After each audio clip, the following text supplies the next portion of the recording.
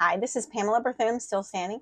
I have not done a video since I turned 60. Yes, I am 60 years old now.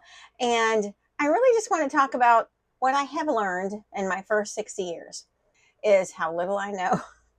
For real, life is really hard. It really feels like it almost gets harder, and yet it gets easier. I don't know if this is because I'm 60 or if this just is because we live in such a fallen, broken world, or if it's both.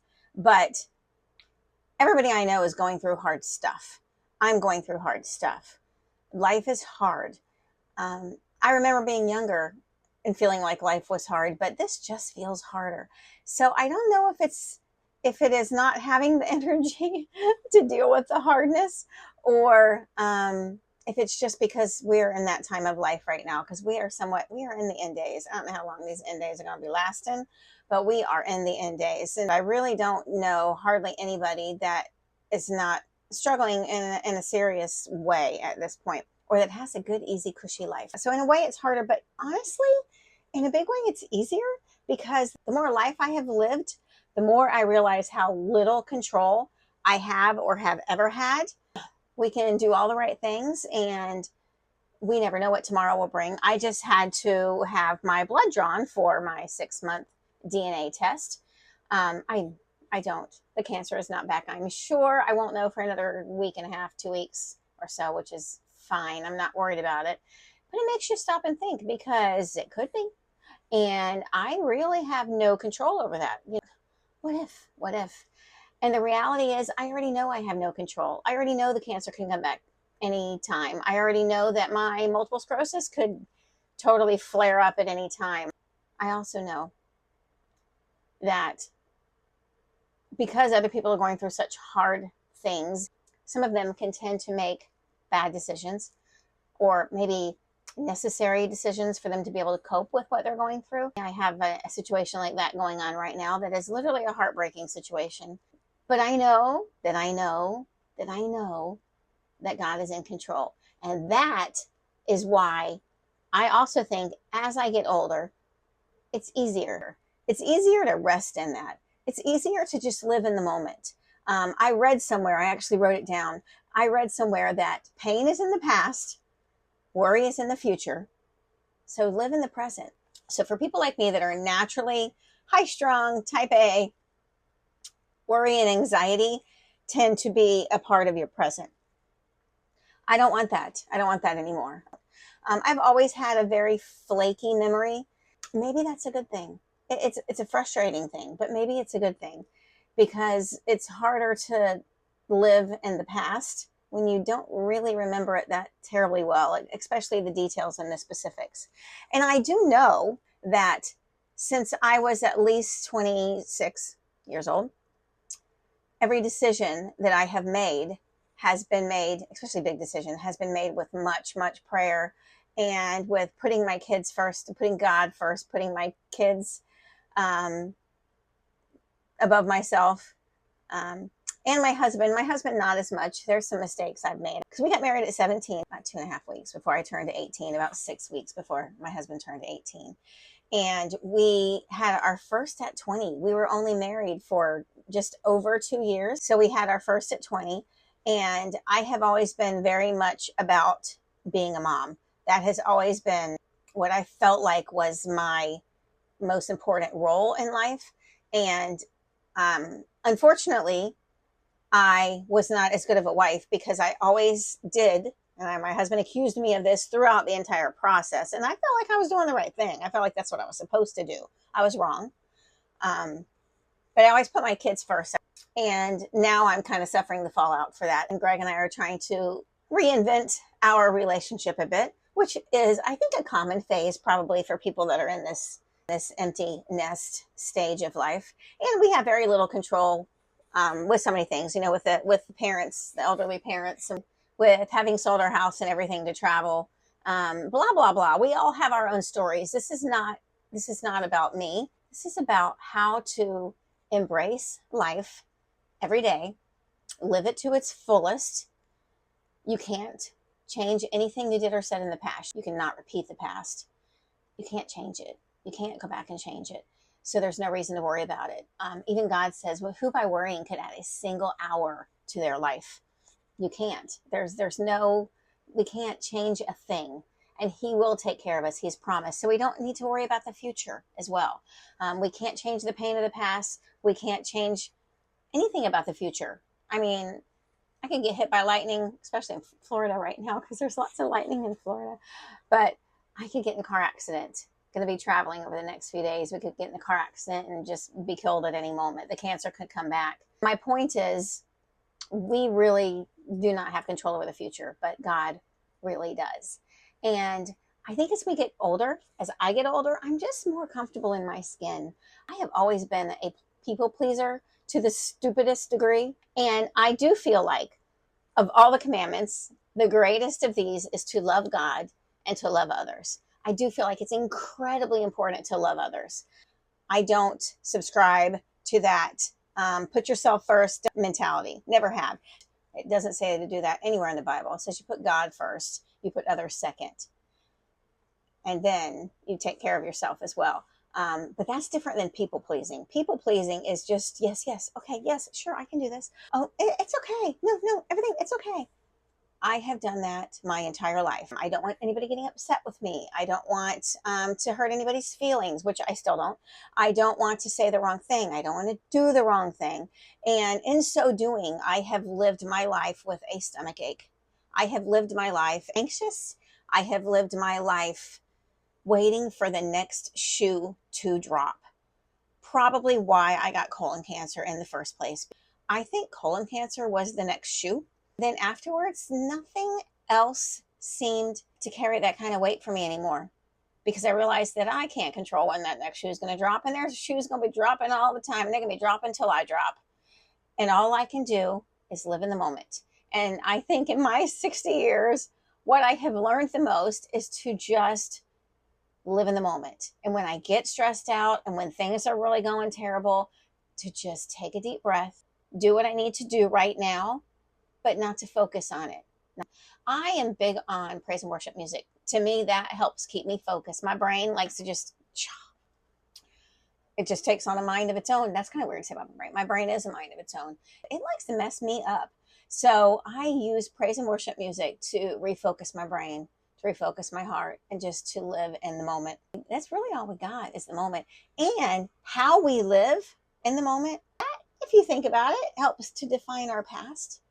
If we are happy, if we are, I'm not saying happy, I'm like, oh, be happy. Happy is content. It is not some kind of a fake happiness. It is just being content. It is accepting whatever you're going through with a smile on your face and the knowledge in your heart that God has got this. But God, as my sister Brenda used to always say, and I still miss her every single day. I said Brenda. It's hard to even say her name without crying. Anyway, I've also learned that the older I get, the more emotional I am, and the more I just wear my heart on my sleeve, and I think that's okay. I have learned the hard way that I cannot please all the people.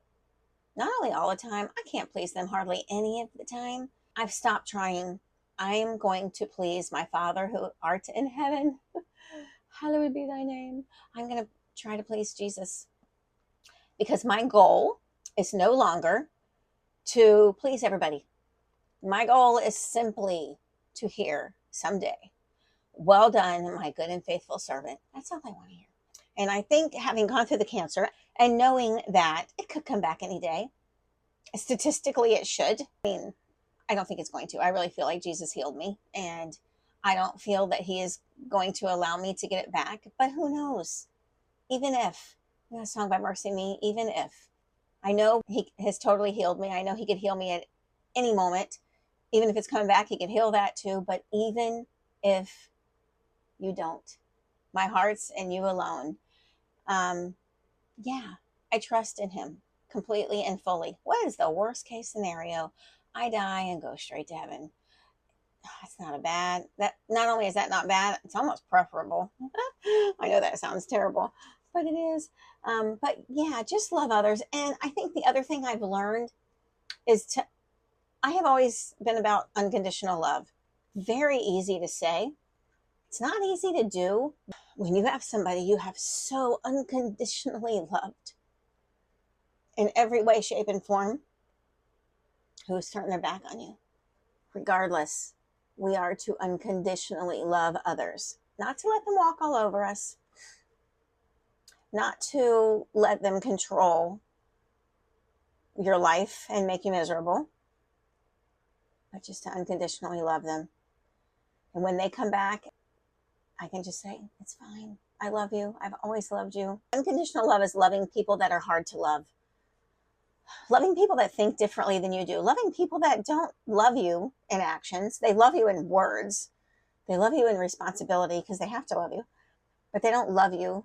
Love is a verb in my book, DC Talk. But seriously, love is a verb. And also loving people that believe differently than you do. That almost maybe even make fun of you for how you believe, or at least don't get it and don't agree with it and think you're a little kooky. I'm talking about just everybody in general, just everybody, family members, friends, strangers, loving everybody unconditionally, regardless of how they treat you. That is hard. And I have learned, I am still learning. I haven't really learned squat. I haven't really learned necessarily how to do it. I've learned how important it is and to really strive for that. And all the while, not focusing on the pain of the past, not focusing on the worries and the anxieties of the future, of which I have no control over my future. I don't think any of us do, but God. I also have learned something else. I feel physically better as I get older.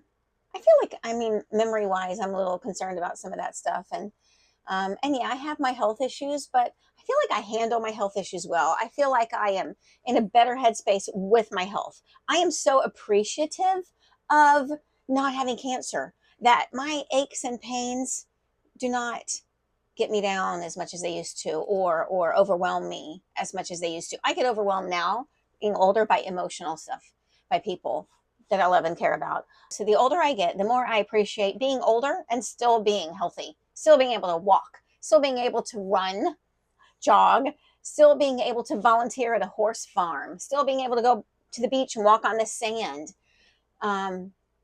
walk without a cane, being able to get up out of bed every morning. There are so many things that we all need to be thankful for. I am thankful that I do not have cancer. That's huge. If I do, I'll be thankful that Jesus loves me and he's got a plan. My point is, I think I appreciate these things, especially the health and mobility, more than most. Because when you've lost it, you appreciate it more when you have it. And as I get older, I think I appreciate it more. I saw my old age as this, this like pathetic old woman not able to function well or take care of herself well. And I feel like I can take care of others, and I'm going to live longer than my husband. I'm probably going to be taking care of him. I have learned to just appreciate every day. And also, I'm not claiming the whole old age thing. Yes, I'm 60. I'm not gonna lie about it. I don't care if anybody knows how old I am, but I don't feel 60. I don't feel like I look 60. If I do, I don't really. Oh, I do care. That's such a lie. I was gonna say I don't really care. I don't. Oh, this is better. If I do, I don't really want to know it. It's not about looks. It is about, to me, how you feel. I don't feel 60. So I wanted to wrap this all up to say, not only am I still standing, and I'm so thankful for that. I'm so thankful for that. But I encourage you to remember that God works all things out for your good and his glory. Whatever is happening for you, not to you, because God will work everything out for good. It's for you. He will use that for you. My life is getting a lot busier. I've started a contract job teaching. I haven't actually started yet. I'm going to be starting. I feel blessed. I feel honored to be able to have gotten this role, and just so excited because I feel like I have purpose again now. I know I've had purpose the whole time. I just didn't know what it was. And now I feel like God has given this to me as, focus on this. You need to focus on something. I know you. I knit you together in your mother's womb. I know how you think, and you need something to focus on. The only thing that lives on, the only thing that lives on past this life are people, relationships with others, people. That is the only thing that we can do or affect that follows us. That is it. That's the only thing that is of value. Yeah, so there's that. So I am feeling very privileged and blessed and excited, a little scared. It's like, can I handle this? Yes, I can handle it. I can handle it. I am blessed to be able to kind of have a second win, turn over a new leaf, all that good stuff. Anyway, share my video, share my channel. If you haven't seen any of my other ones, go back and watch those. Do a like. It just helps me feel like this is what I should continue doing, is at least making a video every 2 to 3 weeks, maybe just once a month. I don't know how often. God bless. See y'all on the flip side. This is Pamela Berthum, still standing, signing off.